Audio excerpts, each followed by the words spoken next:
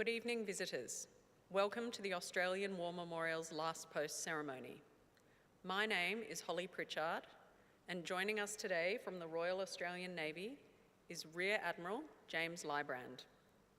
We are honoured to acknowledge Miss Stephanie Beck, Deputy Minister of National Defence, Canada.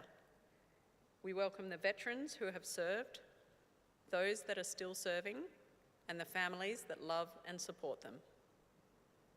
The live stream of this ceremony is made possible by the Returned and Services League of Australia and the RSL and Services Clubs Association. We welcome members who are watching the broadcast of this ceremony across Australia. During this evening's ceremony, wreaths will be laid at the base of the Pool of Reflection by visitors to the memorial and students on behalf of Toowoomba Anglican School, East Toowoomba Campus, Queensland. If you are able, please stand and join in singing the national anthem.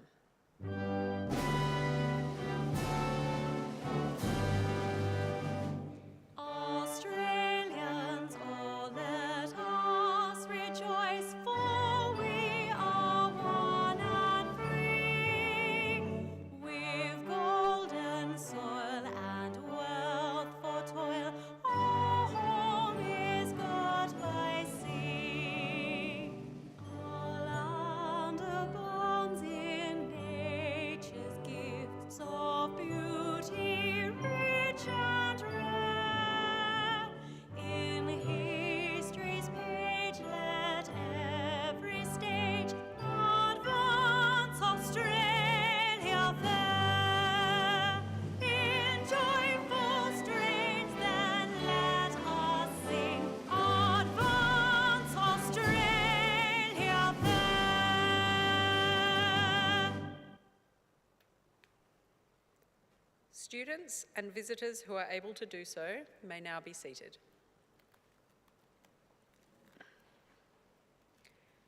The Australian War Memorial was the vision of Charles Bean, Australia's First World War official historian.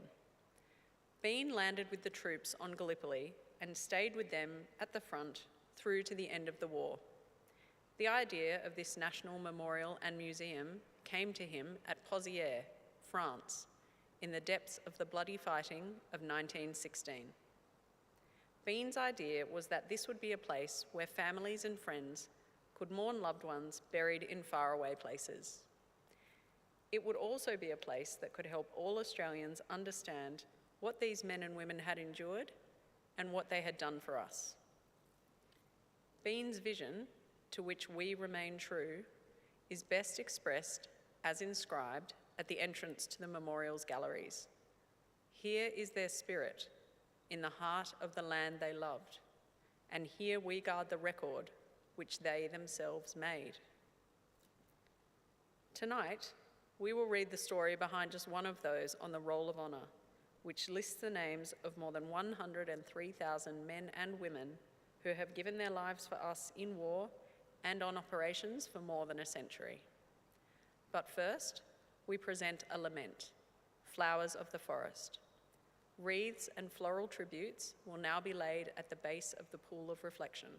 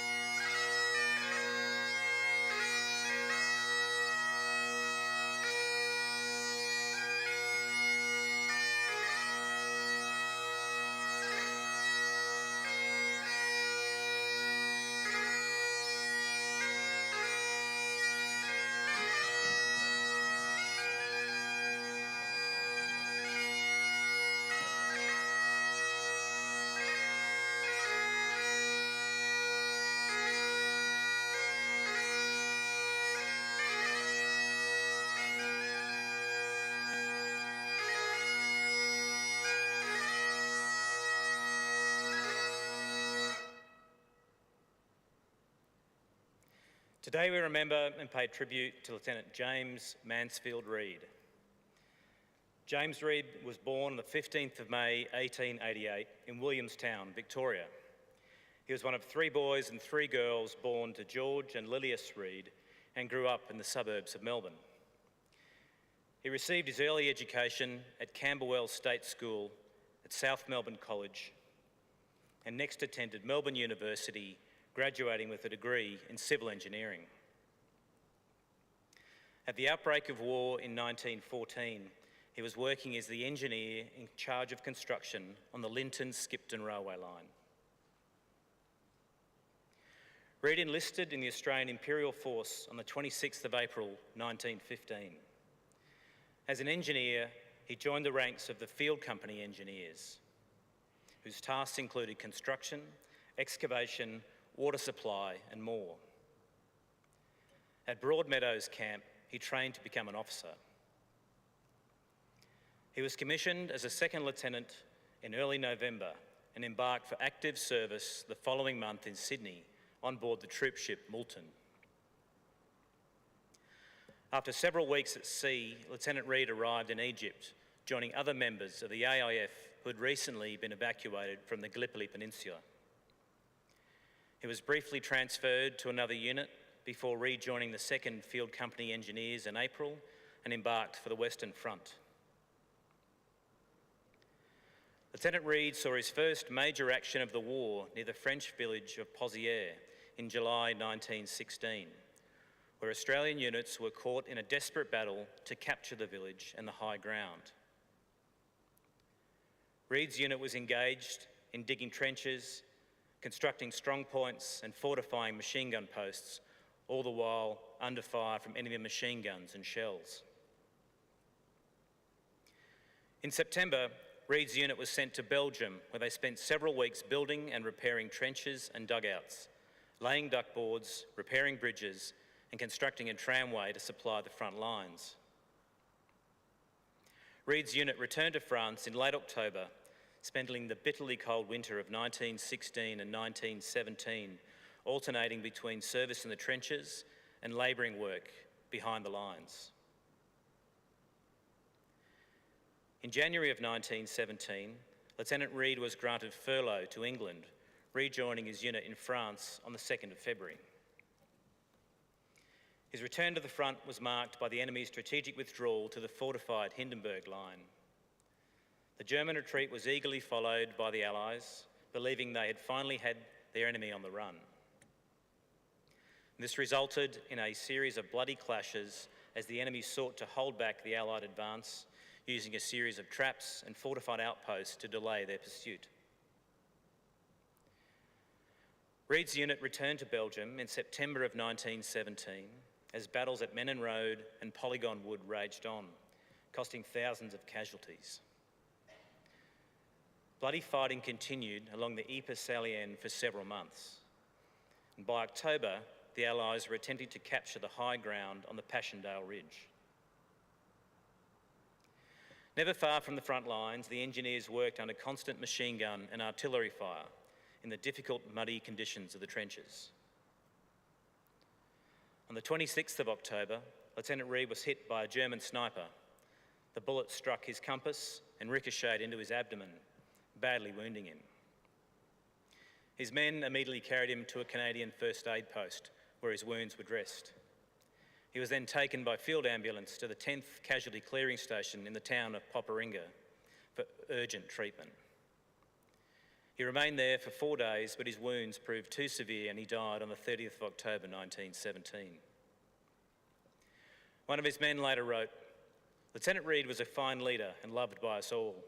We were very much grieved when he was taken from us." James Reid was buried at Lyson Hoke Military Cemetery near where he fell. He was 29 years old. His name is listed on the Roll of Honour to my right amongst almost 62,000 Australians who died while serving in the First World War, and his photograph is displayed today by the Pool of Reflection. This is but one of the many stories of service and sacrifice told here at the Australian War Memorial.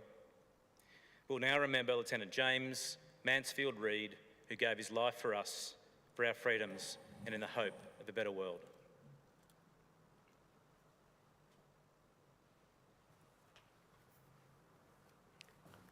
Please stand for the reading of the Ode and the sounding of the last post.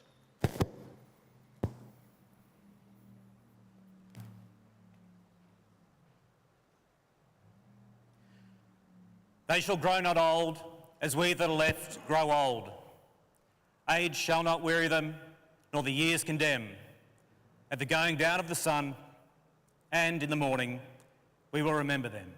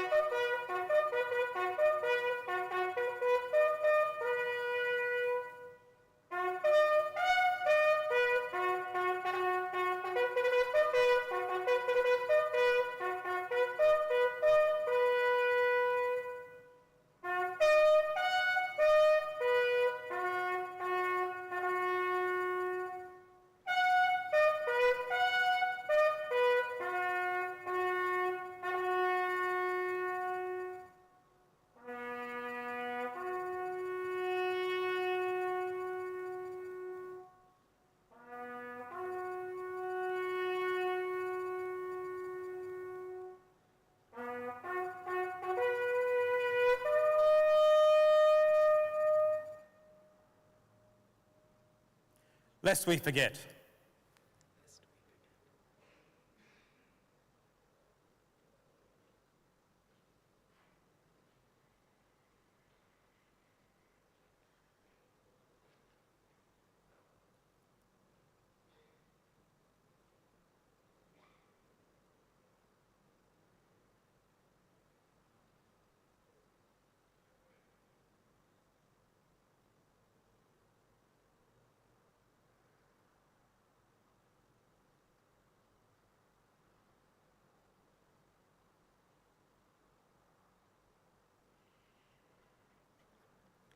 We leave you this evening with the words of the memorial's founder, Charles Bean. Many a man lying out there at Pozières or in the low scrub at Gallipoli with his poor tired senses barely working through the fever of his brain has thought in his last moments, well, it's over. But in Australia, they will be proud of this.